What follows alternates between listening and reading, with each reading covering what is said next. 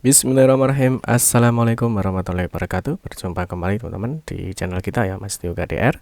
Kita teman-teman kesempatan kali kita akan berbagi informasi kembali ya, masih di seputar dunia pendidikan ya. Nah, khusus untuk kesempatan kali ini kita akan berbagi dua informasi penting teman-teman ya. Tentunya untuk kepala sekolah, baik itu di jenjang SD, di jenjang SMP, di jenjang SMA, SMK maupun di jenjang SMP. Dan perlu kita teman-teman ya, ini sudah kesempatan yang kedua ya, dan di sini tentunya terakhir tanggal 15 April 2022. Selain itu di informasi satunya ya, nanti tidak 15 April ya, tetapi diberi kesempatan sampai dengan 14 April 2023 ya. Nanti teman-teman silahkan simak video ini sampai dengan selesai, dan semoga bagi kalian mungkin yang belum mendapatkan informasi ataupun mungkin belum selesai, teman-teman nanti bisa segera menyelesaikan ya sebelum batas waktu yang telah ditentukan. Sebelum kita membahas untuk informasi apa sih sebenarnya dari Kemendikbudristek, kita ingatkan dulu ya, mungkin bagi kalian yang baru bergabung di channel ini atau mungkin baru melihat channel ini, jangan lupa untuk klik tombol like dan subscribe. Silahkan bunyikan lonceng notifikasinya biar Anda selalu mendapatkan informasi-informasi terbaru dari kita.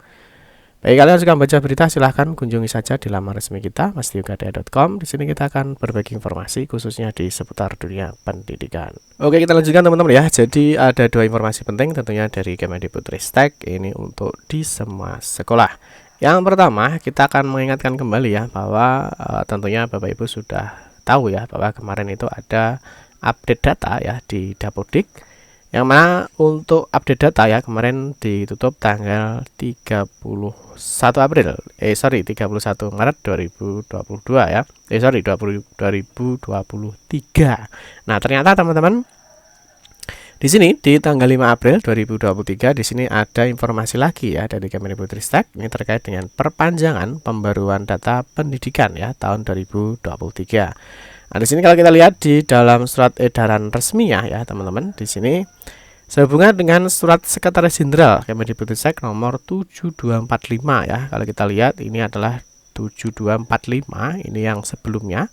Saat ini dikeluarkan per 1 Maret 2023 ya, yang mana di sini kalau di dalam suratnya ya, di sini tentang pemutakhiran data sarana prasarana Dapodik untuk Dakfisik bidang pendidikan dalam rangka evaluasi 2022 dan perencanaan tahun 2024 ya, Dakfisik pendidikan bersama ini kami sampaikan hal-hal sebagai berikut. Nah, ini berdasarkan hasil pemantauan tanggal 4 April 2023.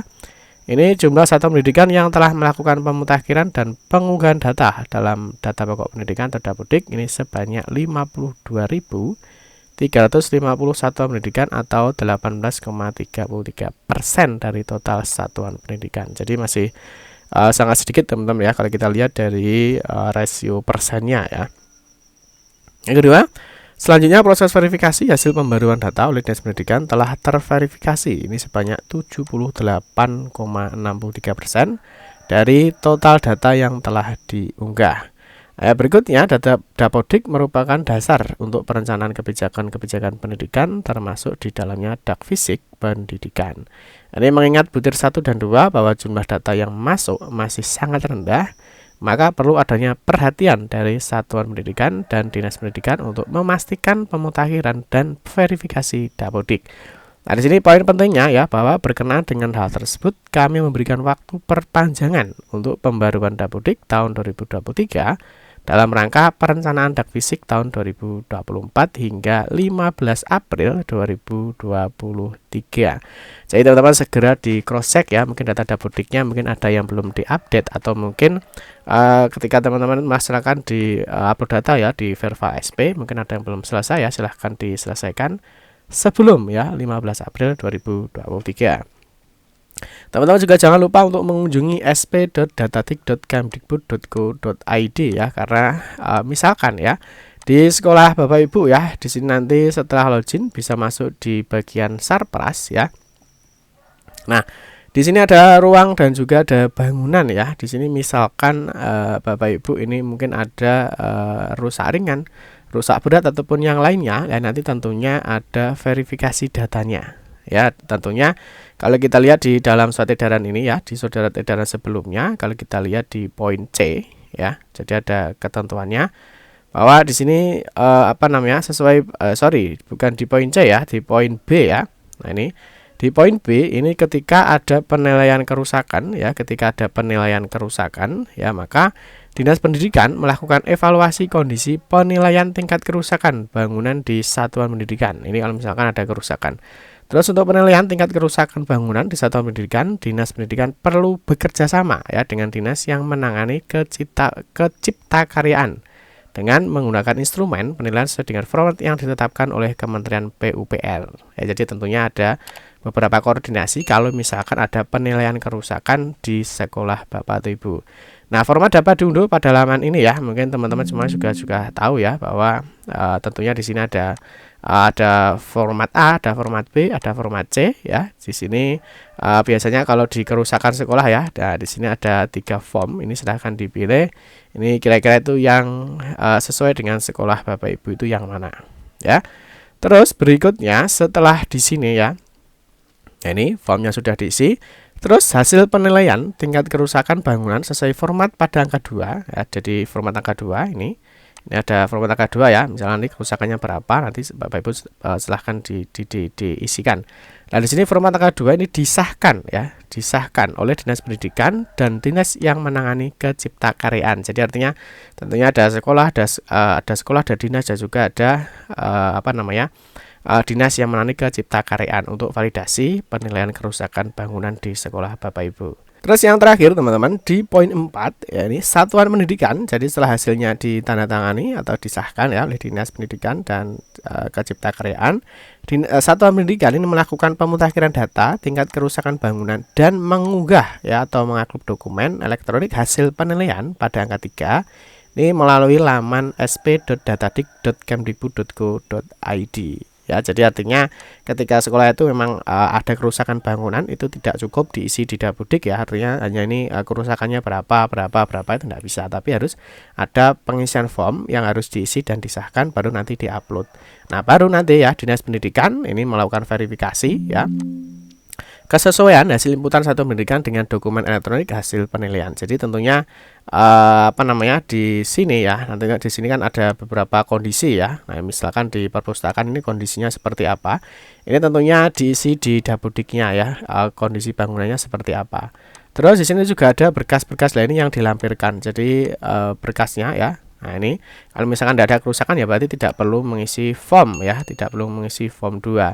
Tapi kalau misalkan ada kerusakan ya tentunya harus diupload. Jadi hasil tadi ya di poin ini di poin 3 setelah disahkan oleh dinas masing-masing, nanti baru berkas itu diupload. Jadi yang mengalami apa namanya yang mengalami kerusakan itu yang mana lah, ini kondisinya misalkan di sini ada kerusakannya misalkan 80% misalkan. Nah, ini berarti hasil tadi itu harus diupload di laman sp.datadik.kemdikbud.go.id tentunya oleh operator Dapudik ataupun yang menangani. Paham ya?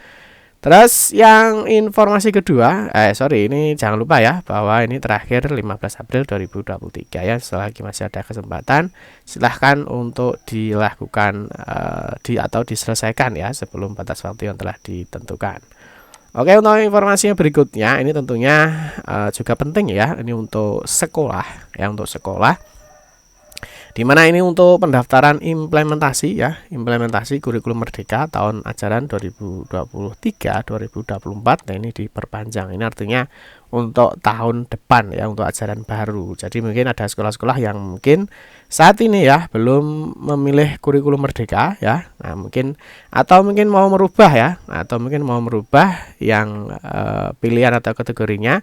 Misalkan dari mandiri belajar ya, mandiri berubah, ataupun mungkin mandiri berbagi. Kan mungkin ada yang mau berubah dari status 1 misalkan ya, mau kedua atau 2 maupun ketiga. Itu tentunya ini masih ada perpanjangan untuk proses pendaftaran implementasi kurikulum merdeka untuk tahun ajaran 2023-2024. Di sini dijelaskan teman-teman ya, dari Kemdikbudristek ini memperpanjang untuk masa pendaftaran kurikulum merdeka tahun ajaran 2023-2024. Hal ini untuk mengakomodir dan mengapresiasi besarnya antusiasme pemerintah daerah Pemda dalam mendorong satuan pendidikan daerahnya mereka masing-masing dalam mengimplementasikan kurikulum merdeka. Nah, perpanjangan masa pendaftaran ini juga untuk memberikan kesempatan ya bagi satuan pendidikan dalam mematangkan keputusan opsi kurikulum merdeka yang sesuai dengan kebutuhan masing-masing. Nah, untuk saat ini ya sudah lebih dari 268.000 ya dari satuan pendidikan di seluruh provinsi di Indonesia. Ini yang sudah antusias untuk mengimplementasikan kurikulum merdeka pada tahun ajaran 2023-2024 ya. Nah, terus ini diperpanjang sampai kapan sih batasnya? Nah, di sini dijelaskan ya dari Pak Aswin ya bahwa Kemendikbudristek menyambut baik komitmen Pemda dan semangat satuan pendidikan untuk mengimplementasikan kurikulum merdeka, maka waktu pendaftaran dan refleksi kurikulum ya. Refleksi kurikulum merdeka ini diperpanjang hingga 14 April 2023. Ingat ya, terakhir adalah 14 April 2023. Dijelaskan juga ya bahwa ia juga mengungkapkan bahwa masa perpanjangan dapat memberikan kesempatan bagi satuan pendidikan yang belum mendaftar sebagai pelaksana kurikulum merdeka ya. Tentunya ini silakan dimanfaatkan dengan sebaik-baiknya. Terus untuk pendaftaran itu di mana ya? Pendaftaran di sini bisa melalui link ini ya. Jadi Kemendikbudristek memperpanjang pendaftaran kurikulum merdeka untuk tahun 2023-2024 untuk sekolah melalui platform Merdeka Belajar, Merdeka Mengajar (PMM) dengan mengakses platform ya guru.kemdikbud.go.id pendaftaran IKM. Jadi nanti mungkin yang belum melakukan pendaftaran IKM ya silahkan melakukan pendaftaran IKM, atau mungkin yang mau merubah ya silahkan untuk dirubah ya. Terus ini untuk pendaftarannya tentunya menggunakan akun Belajar ID ya. Nanti akun Belajar ID-nya untuk kepala sekolah. Itu teman-teman ya. Terus yang terakhir sekali lagi ya mungkin bagi Bapak Ibu ya mungkin yang mau merubah pilihan ya dari kategori mandiri belajar misalkan ke mandiri berubah ataupun ke mandiri berbagi, atau mungkin masih Bapak Ibu guru mungkin di sekolahnya masih sesuai ya, misalkan tetap di mandiri belajar ataupun mungkin tetap di mandiri berubah ataupun di mandiri berbagi. Itu teman-teman ya sedikit informasi mengenai informasi dari Kemendikbudristek terkait dengan sekolah ya. Dan ini tentunya sudah merupakan kesempatan kedua ya segera untuk dilakukan tindak lanjut, dan semoga bagi yang mengajukan bantuan atau perbaikan sarana semoga bisa mendapatkan di tahun 2024. Amin ya rabbal alamin. Cukup sekian saja informasi yang dapat kami sampaikan. Semoga informasi ini bermanfaat. Mohon maaf jika ada salah-salah kata dalam memberikan informasi dan penjelasan. Kita berjumpa kembali di video-video berikutnya. Saya akhiri, wassalamualaikum warahmatullahi wabarakatuh.